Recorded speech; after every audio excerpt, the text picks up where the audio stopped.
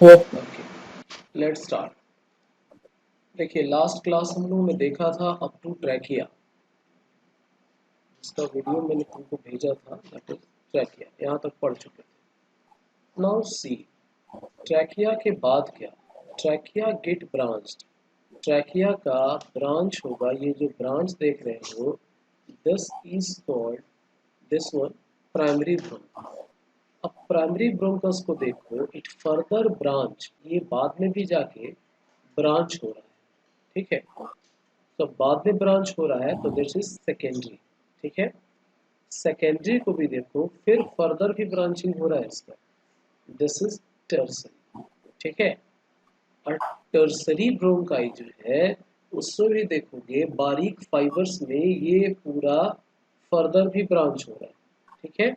And that are called terminal bronchioles. अब इस terminal bronchioles को देखोगे तो सभी टर्म, मान लो कि this one is the terminal bronchioles, तो इसके टिप पर you will find balloon like structure, जिसको हम लोग एल्वियोलस कहते हैं, दिस इज कॉल्ड एल्वियोलस, ठीक है।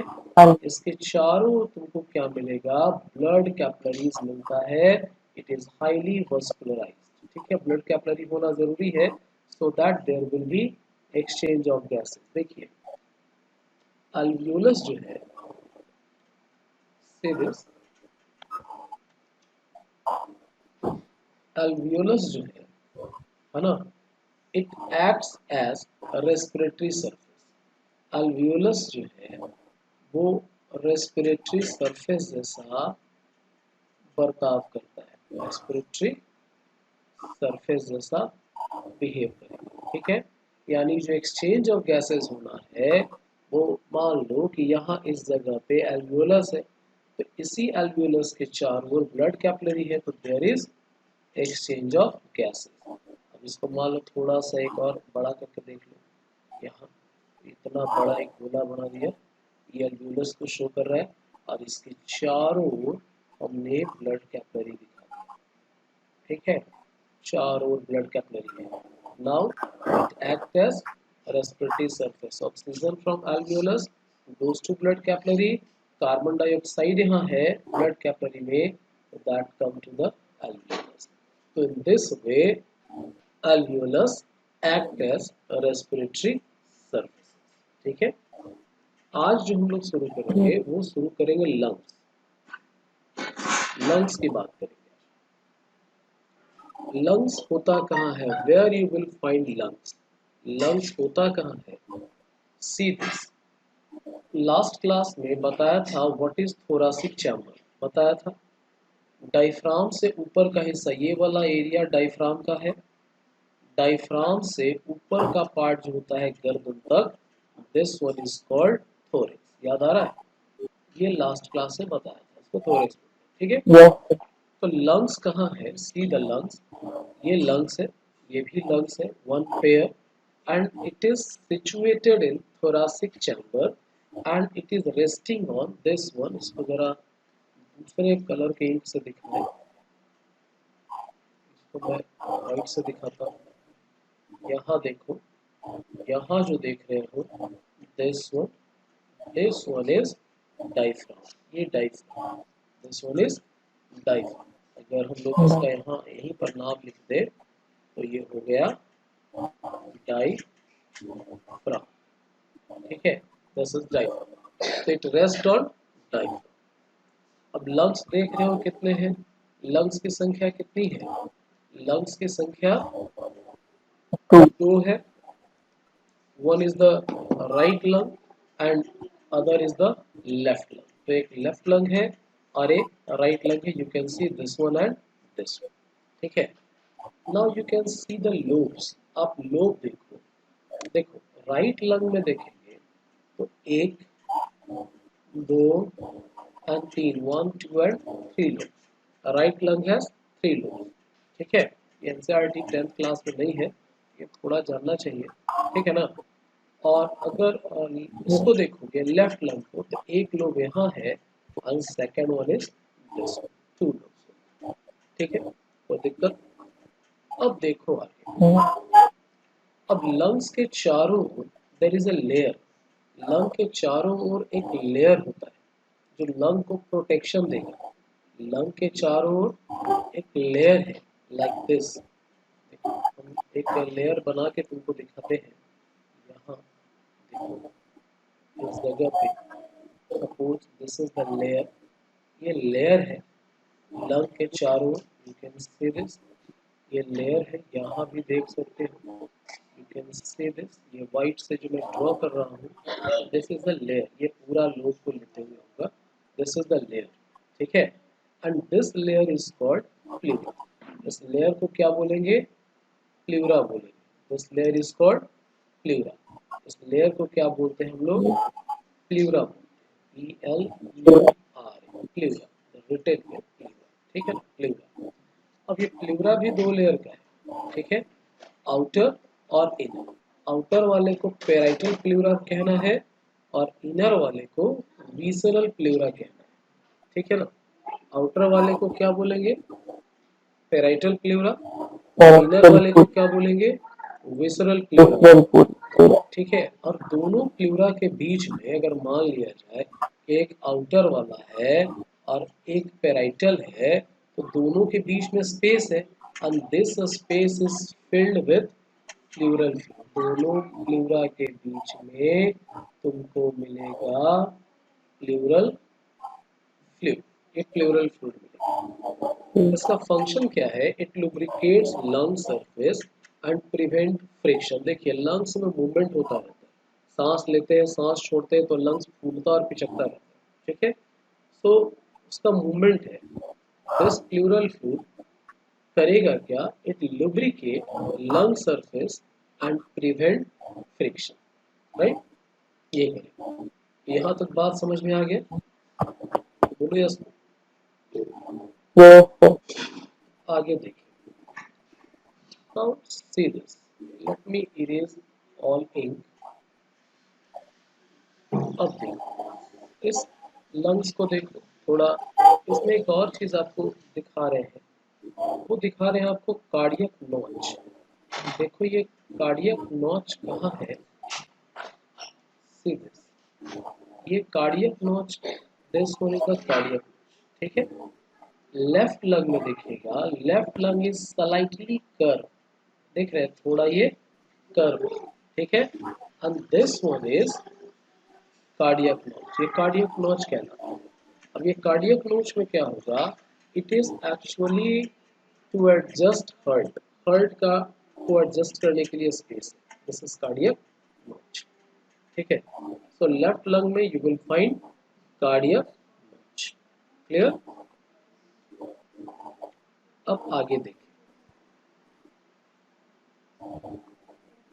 सी दिस लंग्स में क्या क्या आपको दिखेगा, अब देख लो। Lungs having branching network of bronchi, bronchiole and alveoli, ये आपको लंग्स के अंदर दिखेगा। अब देखो हम लोग यहाँ तक चले थे ना, इस जगह पे हम लोग देख रहे थे कहाँ, ट्रैकिया में, let me change the ink colour,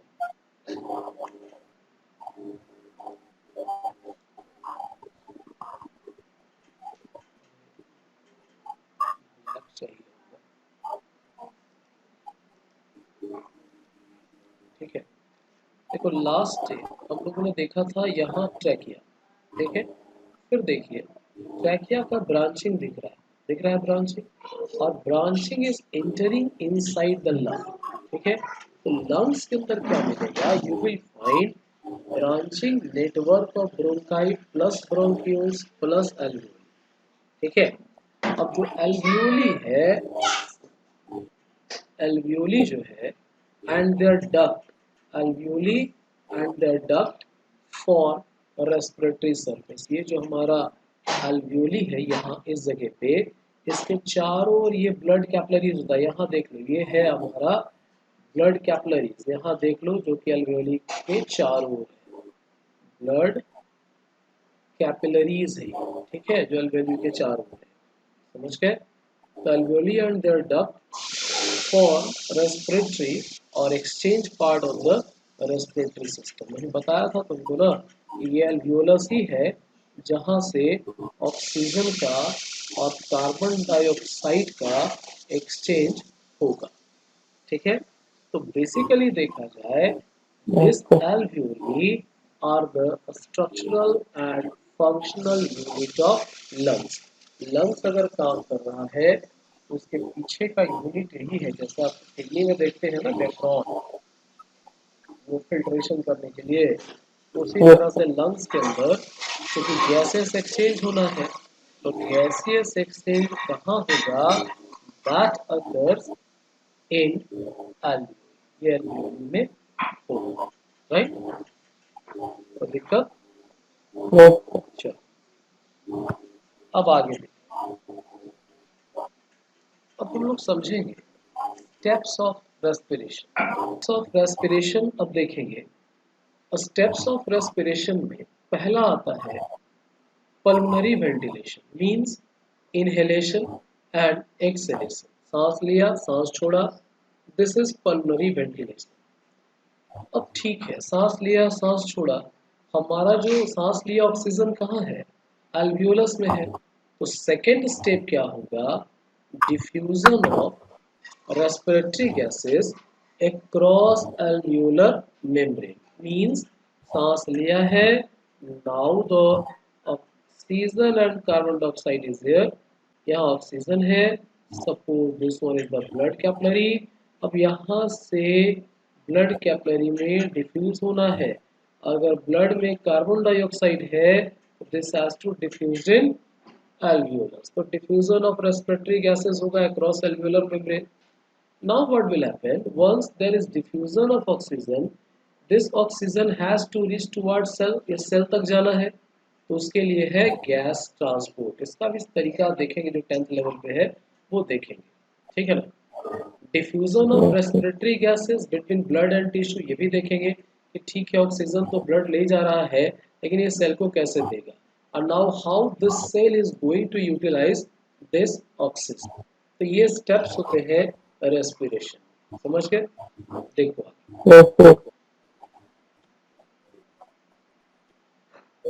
देखो सी द इमेज, तो मूवमेंट देखो उसमें, inhalation exhalation, what is happening during inhalation और इंस्पिरेशन।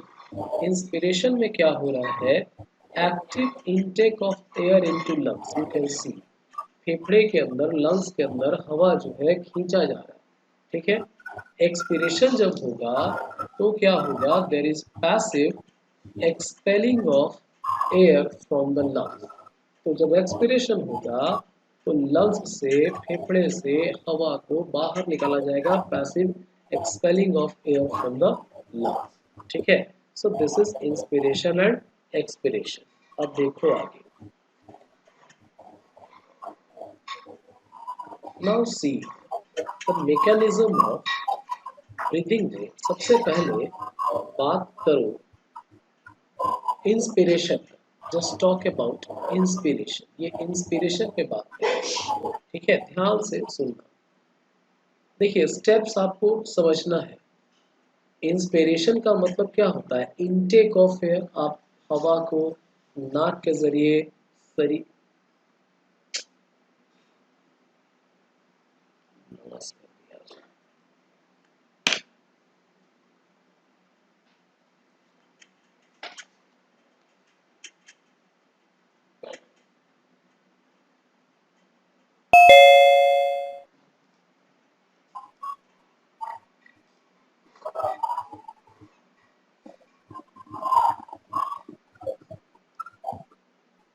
देखो आज हम लोग पढ़ेंगे, अभी थोड़ा डिस्टर्बेंस हो रहा है, पता नहीं व्हाई, आई डोंट नो, है ना। पढ़ेंगे फिर से, शुरू करते हैं। मैकेनिज्म ऑफ ब्रीदिंग में अभी हम लोग देखेंगे इंस्पिरेशन। इंस्पिरेशन क्या होता है, व्हाट इज इंस्पिरेशन। इंस्पिरेशन का मतलब है इनटेक ऑफ एयर, हवा आप खींच रहे, देखिए कैसे होगा, डायफ्राम कॉन्ट्रैक्ट, जो डायफ्राम है ये कॉन्ट्रैक्ट होगा। कॉन्ट्रैक्ट होने का मतलब है कि ये फ्लैटन हो जाएगा। अभी तो ये कैसा दिख रहा है, यू कैन सी दिस, ये डूम शेप्ड है ना, डूम शेप्ड है। तो डूम शब्द है, तो अब ये क्या होगा, ये बिल्कुल फ्लैटन हो जाएगा। ठीक है, जब ये फ्लैटन हो जाएगा तो आप समझ सकते हैं कि ये थोड़ा नीचे की ओर आएगा। नीचे की ओर आएगा तो वर्टिकल वॉल्यूम जो है वो बढ़ेगा। ये वॉल्यूम है ना, ये थोड़ा नीचे आ जाए तो इस चेस्ट कैविटी का वॉल्यूम थोड़ा बढ़ेगा। ठीक है, एक स्टेप ये हो गया। दूसरे स्टेप में देखो, ये जो रिब्स है, ribs ribs ribs moves outward, ribs भी बाहर की ओर ये मूव करेगा। ठीक है, छाती की हड्डी है ये, जिसको स्टर्नम बोलते हैं। छाती की हड्डी को क्या बोलेंगे, स्टर्नम बोलेंगे। ठीक है, तो स्टर्नम भी थोड़ा आगे आ जाएगा, स्टर्नम लिफ्ट अप। नतीजा ये होगा, इन दोनों एक्टिविटी होने से रिजल्ट ये होगा, volume of thoracic cavity increase, volume of thoracic cavity increase. ठीक है, ये दोनों काम जब कंप्लीट हो जाएगा तो क्या होना है, volume of thoracic cavity increase, volume of thoracic cavity increase. ठीक है, थोरासिक कैविटी का वॉल्यूम बढ़ जाएगा। अब देखो, जब वॉल्यूम बढ़ गया तो थोरासिक प्रेशर घट जाएगा, थोरासिक प्रेशर इज रिड्यूस्ड। जब ये रिड्यूस हो गया, लंग्स एक्सपैंड करेगा, फेफड़ा फूलेगा, लंग्स एक्सपैंड करेगा, पल्मोनरी वॉल्यूम बढ़ेगा। पल्मोनरी वॉल्यूम जब बढ़ेगा, then intra pulmonary pressure decrease, और जब इंट्रा पल्मोनरी प्रेशर डिक्रीज करेगा, then air from outside automatically reaches to the lungs. ये प्रोसेस समझ गए। देखो, पूरा खेल एयर प्रेशर का है, ठीक ना।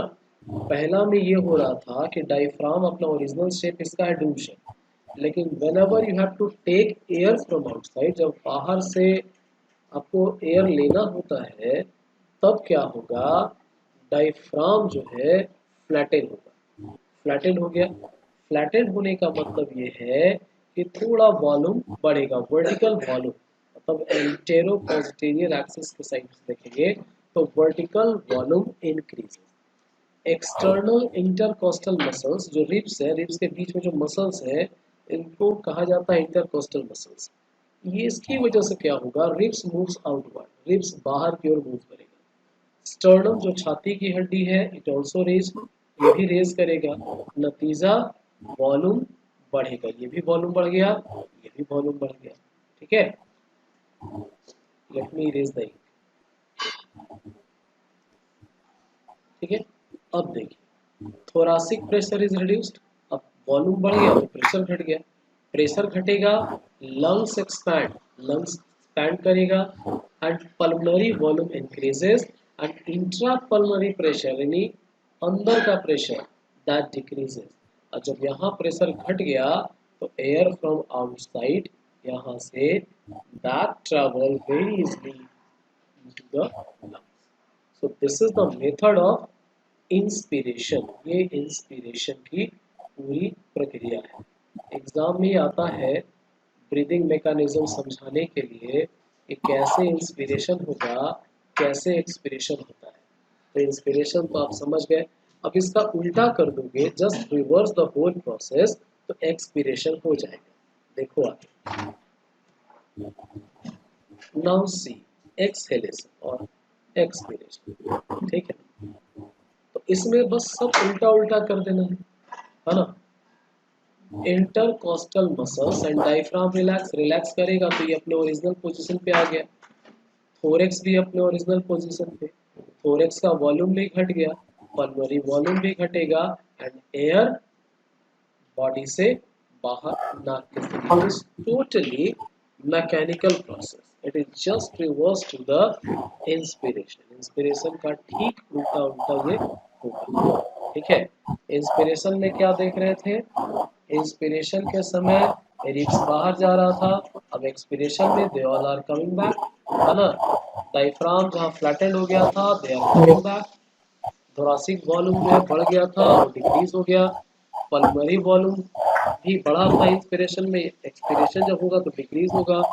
Air moves out. It is very simple method, simple steps to learn and write in exam. तो बड़े बड़े आराम से आप लिख सकते। ठीक है, अब आ yes, देखो, अब जब आप फोर्सफुल एक्सप्रेशन करते हैं, जैसे मान लो कि आपसे कहा जाए कि आप ताकत लगा के सांस छोड़िए, ठीक है ना, तो जब ताकत लगा के सांस छोड़ते हो तब क्या होगा, abdominal muscles, this one abdominal muscles and internal intercostal muscle contract. तब आप जैसे सांस छोड़ा नॉर्मल एक है और एक फोर्स है ना, थोड़ा ताकत लगा के, उस समय एब्डोमिनल मसल और इंटरनल इंटरकॉस्टल मसल्स काम करते हैं।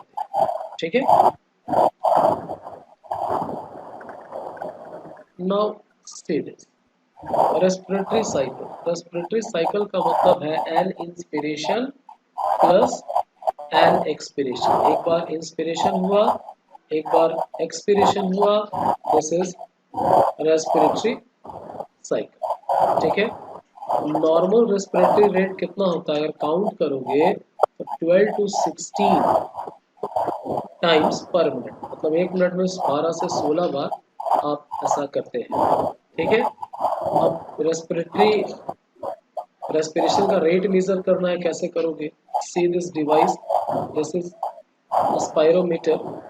तो स्पायरोमेट्री के जरिए आप पता कर सकते हैं, और स्पायरोमीटर भी कहते हैं, the device is used to measure the respiratory rate. Respiratory rate measure करने का तरीका, करेक्ट। अब ये लास्ट पॉइंट है, as per your syllabus of class 10, gaseous exchange. ज़्यादा कुछ नहीं है, थोड़ा सा चीज़ है, आप इसको समझिएगा। गैस एक्सचेंज में क्या होगा, एक्सचेंज ऑफ गैस, खास करके किसका, कौन सा gas, oxygen and carbon dioxide across A membrane called the gaseous exchange. जैसे यहाँ बता रहे थे ना कि ऑक्सीजन एल्वियोलस में आया है, यहाँ से ब्लड कैपिलरी में गया, कार्बन डाइऑक्साइड ब्लड कैपिलरी में है, एल्वियोलस में आया, this is the gaseous exchange. So gas exchange takes place at the respiratory surface. वो पहले भी बताया, वो कहाँ होना है, एल्वियोलस में होना है। यानी most important part of the respiratory system is the alveoli। alveoli he most important part है, क्योंकि gaseous exchange यही होना है। The alveoli are found at the very end of the bronchioles। bronchioles के end पे ये मिलता है, ये मैंने पहले भी कहा। Now see this, कैसे ये gaseous exchange हो रहा है। The alveoli are a small sac like, वो मैंने पहले ही बताया, suppose this one is alveoli, वो थैले के जैसा है, छोटा। इसके वॉल को देखोगे तो they are having thin wall, they are having thin wall बोलो या थिन रेस्पिरेटरी सरफेस बोलो।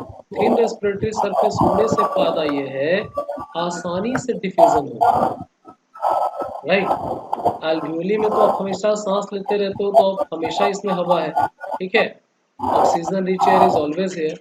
The oxygen diffuses across this alveolus wall, then diffuses across the capillary wall where is taken by RBC। देखो oxygen है, alveolus से आया, blood में गया, blood में क्या है, RBC, RBC में पिगमेंट होगा हेमोग्लोबिन, ठीक है, and this will carry in this form, ये कैरी होता हुआ ये जाएगा कहाँ, सेल तक। सेल में क्या होगा, ये टूटेगा, हेमोग्लोबिन अलग, ऑक्सीजन अलग। Now oxygen is getting inside cell, ये चीज इसमें होता है, ठीक है। यहाँ तक समझ में आ गया बात, कोई दिक्कत है तो yes, sir, बोलो, फिर से बोलो। समझ गए। समझ गया, तो देखो अब यहाँ पर तुमको ध्यान क्या देना है, वो देना है, देखो यहाँ पर डिफ्यूजन होना है। डिफ्यूजन कैसे होगा, कॉन्सेंट्रेशन बेसिस पे ना होगा, कहाँ से किसका कितना कॉन्सेंट्रेशन है उसके बेसिस पर ये होता है।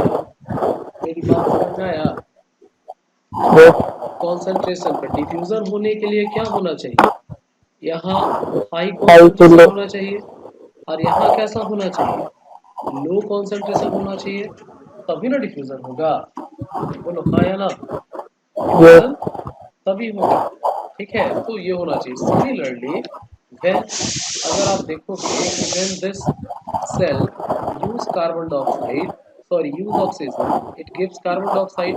अब ये कार्बन डाइऑक्साइड की सॉल्युबिलिटी वाटर में बहुत ज्यादा है, यानी कार्बन डाइऑक्साइड जो है डिसॉल्व इन वाटर, पानी के साथ बहुत तेजी से घुलेगा, and in this form it travel inside the blood capillary, वो ब्लड कैपिलरी में ऐसे ही वो मूव करेगा। मेरी बात समझ में आ रही है ना? वैसे मूवमेंट इसका होगा, ठीक है। सम कार्बन डाइऑक्साइड, कुछ कार्बन डाइऑक्साइड ऐसा भी है, सम कार्बन डाइऑक्साइड, बहुत ज्यादा नहीं, ऑल्सो कंबाइन विद हेमोग्लोबिन, वो कार्बोक्सी हेमोग्लोबिन बनाएगा। दिस फॉर्म, बात समझिए, in this form travel inside the blood, and when it reaches to the alveolus, जब ये एल्वियोलस के पास आएगा, this carbon dioxide get released inside the alveolus, ठीक है। उसके बाद अगर एक और देखो, बाइकार्बोनेट के फॉर्म में भी ये मूव करेगा, कौन? Carbon dioxide. Carbon dioxide will also travel in form of bicarbonate, ये बाइकार्बोनेट के फॉर्म में भी मूव करता रहता है, ठीक है। So in this way, oxygen and carbon dioxide exchange occurs inside the human respiratory system. तो बोलो यहाँ तक कोई दिक्कत, कोई परेशानी है तो नो भैया सर, दोबारा बता दे, नहीं ना? No sir. चलो बढ़िया से समझ गए। Exchange of oxygen and carbon dioxide, ठीक है। अब इसको अगर आप हायर क्लास में देखेंगे, जैसे आप 11th में जाएंगे, तो 11th में बहुत सारी चीज़ें हैं, एक बड़ा मैकेनिज्म है इसमें पढ़ना। जैसे क्या मैकेनिज्म है, आइडिया लगा सकते हैं। जैसे देखो, ऑक्सीजन एंड हेमोग्लोबिन यहाँ कंबाइन हो रहा है, ठीक है। तो कैसे कंबाइन हो रहा है, हाउ इट कंबाइन, कैसे कंबाइन होगा, कौन सा, और सेम यहाँ अलग भी हो रहा है सेल के पास। तो ऐसा क्या होता है कि एल्वियोलस के पास ये कंबाइन हो जा रहा है और यहाँ सेल के पास सेपरेट हो जा रहा है, ऐसा क्या है ना? देखो हम अभी बता दे चुके हैं, यहाँ पर बोले हैं तो बता दें, it is all due to pressure. Alveolus के पास प्रेशर हाई है, तो ये कंबाइन कर गया, सेल तक जाते जाते प्रेशर कम हो जाता है तो अलग होना शुरू हो जाता है। It is all due to pressure. ये सब 11th में करना है, 10th लेवल में इतना ही करना है। समझ में आया? यस, ठीक है, समझ में आ गया पूरी बात, याद रखिए। यस, तो इसके साथ मुझे लगता है कि आपका respiration in human being and transportation of gases समाप्त हो गया।